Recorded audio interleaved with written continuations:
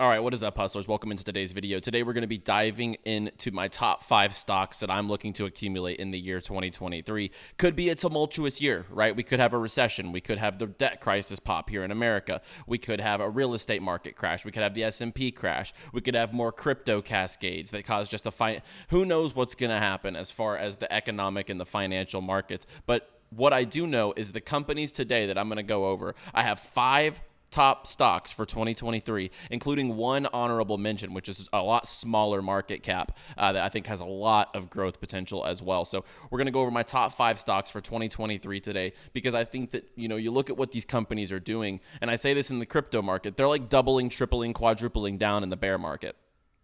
And when you look at the revenue numbers, no recession is going to stop a lot of these companies, and I'm going to show you the data behind that and more in this video.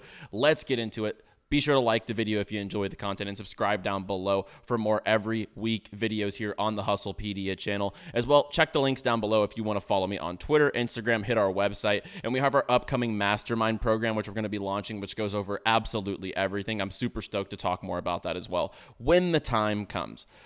Let's start with the first stock, and I'm going to make this one quick today, guys. We're going to, no fluff, no bullshit. We're just going to get right into my top 5 growth stocks for 2023, as well as one honorable mention. Number 1 is Amazon. Kind of a no-brainer. We're looking at Amazon, right now, 87.07 as of 11:59 a.m. Eastern time, when I'm recording this. And we see, where it has been in the past. First and foremost, we were at 168, at the height of the bull market. Now we've kind of seen an economic downturn, still at an $889 billion market cap. And Amazon is always just doing better and better and better and better. I mean, their Black Friday absolutely kills it every single year. They do so good around the holidays. And traditionally speaking, they are growth on growth every single year. A recession does not affect a business like Amazon. And why is that? Amazon is the go-to for everything. You can get anything you need on Amazon, anything. So Amazon is here to stay, and I'm willing to back, everything, the team at Amazon. I'm willing to back the product and just the infrastructure that they have, and the fact that they're literally increasing revenue, over $500 million right now, projected revenue for 2022. So $500 billion, $500 billion is what I meant to say there. $500 billion in revenue, right there for Amazon. So that speaks for itself. And I think that at 87, just like at these ranges, like when you're looking at a chart on Amazon like this, it's not even about picking the bottom on these. It's just about accumulating quality companies and quality stocks for the long term. And I'm never a financial advisor, but I'm just telling you exactly what I'm doing with some of my, IRAs, funds, my Thinkorswim, my Robinhood. Like I have a bunch of different stuff out there with different accounts, and these are integral parts of what I'm doing for the future and building towards, my next bull run stock portfolio. Number 2 is Shopify. Now, Shopify, I'm going to keep it on the e-commerce lens. Shopify is more like the go-to for the small business, for the hustler, for the person who wants to start up a drop shipping store, right? But the market cap here is 20 times less than Amazon's. It's at $45 billion compared to Amazon at $890 billion. Now, I think Shopify has so much upside potential. I think that where this market cap is right now, this has really explosive growth potential in the future. $35 with an all-time high of $169, and another just like Amazon. In 2021, their revenue was $4.61 billion, and it was a 57% increase from 2020. They have been increasing their business year over year, even this year, in a quote-unquote recession. They have Shopify's revenue for the 12-month and ending in September 2022 at $5.24 billion, a 24% increase year over year. So Shopify is showing a ton of strength. And at this market cap, under that same lens of e-commerce, there's never a shortage of people who are making stores and who are still consuming and looking up products and stumbling on a Shopify store. They don't even know it's a Shopify store, but they're still converting on those websites. And I think Shopify is here to stay for the long term. So Shopify is definitely an integral part of my 5. Number 3, Meta. If you know me, I'm a crypto gaming, metaverse, and NFT guy, and I really am bullish on the future of that industry. And I think that the flack and the disrespect, and even though they've spent some dumb money, they have their pockets are ridiculously deep. And even though they've, they did report some losses at one point and they're spending so much on the metaverse, I think that the metaverse is going to come to fruition. I think they're going to absolutely kill it. People just rule out the fact that they ruled the internet. They have Instagram on lock. They have Facebook on lock. This is not going away. Meta is here to stay. They're going to dictate the metaverse in the future. Mark Zuckerberg is brilliant, no matter what you think of him, and he is interconnected with everything in the world. Do I like the guy? No, but he is a brilliant mind, and I think that he is not going to let Meta fail, and I'm willing to put conviction in the metaverse industry and the strength that he has on the stronghold, I should say, he has on the social media industry. Meta, to me, is a no-doubter. Citi says the metaverse is an $8 to $13 trillion opportunity. Morgan Stanley says it's an $8 trillion opportunity.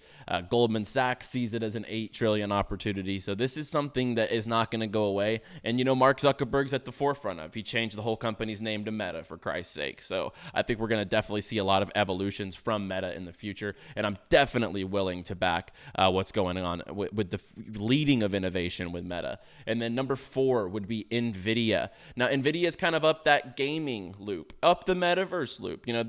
People need graphics cards. They need everything that the rendering capability, the GPU, the metaverse rendering, everything that Nvidia does under their hood. And this article that I was going to read for Microsoft kind of applies to both. So predominantly known in the gaming world for its graphic cards. It's also exclusively providing the processing and graphics for the Nintendo Switch system on a chip. So it's taken a hit this year. But what we're looking at on Nvidia is, once again, annual revenue for 2022 was $26.9 billion, a 61% increase from 2021. Now their last quarterly, was 16.5 decline year over year, but that's going to happen here and there. And for the long-term scope, I think that more people are playing video games than ever. People are going to keep playing video games. People are going to keep upgrading to PCs. People are going to keep buying Nintendo Switches. They're interlooped with so many blockchain projects as well, and metaverses as the rendering capability for those projects. So Nvidia, once again, I think is a ton of potential in the future. We're looking at an all-time high of 326. We're at 165, for example, here on Nvidia. And I think that the numbers are very strong, and I don't think that Nvidia is going away anytime soon, especially in a gaming industry that is only growing over time. Now, the one thing I want to say, so I think that we had one. I think this is the only. I think that we have one dividend stock, right, inside of the portfolio of the 5 so far. So what we're gonna do, the 5th one will also be a dividend stock, and I want to go ahead and show number 5, which is Microsoft.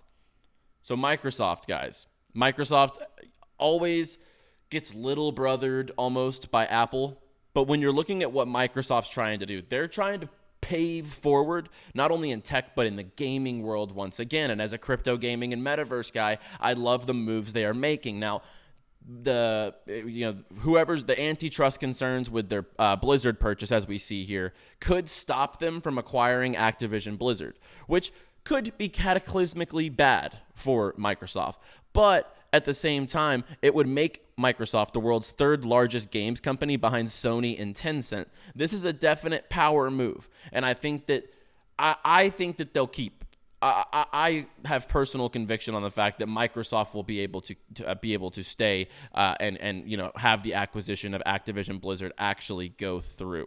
I really think that could happen, especially because why not? They dictate the Xbox market. They dictate a lot of the PC market, and they dictate a lot of tablets, a lot of integrated in work, offices around the globe. Microsoft systems are in every single office around the globe for every single business. Most businesses actually run off, Microsoft, Windows and stuff like that, because it's a more capable business program, most big companies would tell you. So I have a lot of conviction in Microsoft to continue doing what they're doing and to continue pushing innovation as well. And also here, they, back in 2020, they do own, Elder Scrolls, Fallout, Starfield, and more. So I think that's big as well. The ownership of Bethesda Softworks is what gives them those IP rights as well. They obviously have the Xbox. And they're on every single NFL sideline. That Microsoft is just doing so much, and I think that that's one that I'm definitely going to get behind for the future as well. Number 6, honorable mention. Last one we're going to get into is Rumble.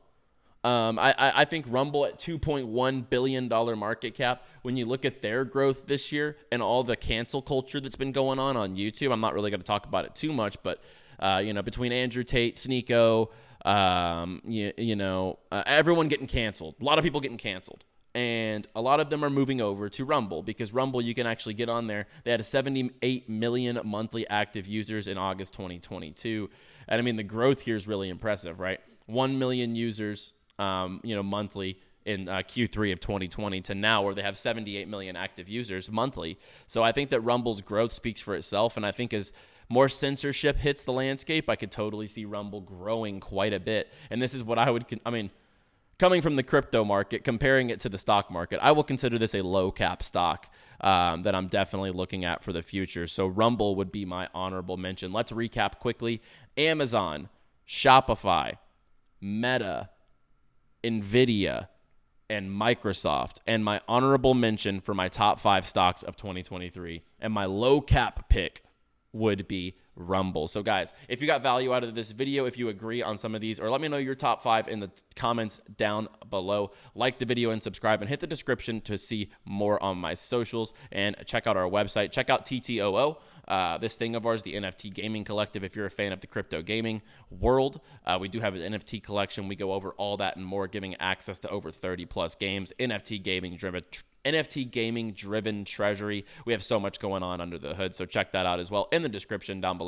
I'll be back later this week. I am traveling, so I'll be gone for a couple of days, but will be posting over the holidays. So I will see you guys on the next video. Peace.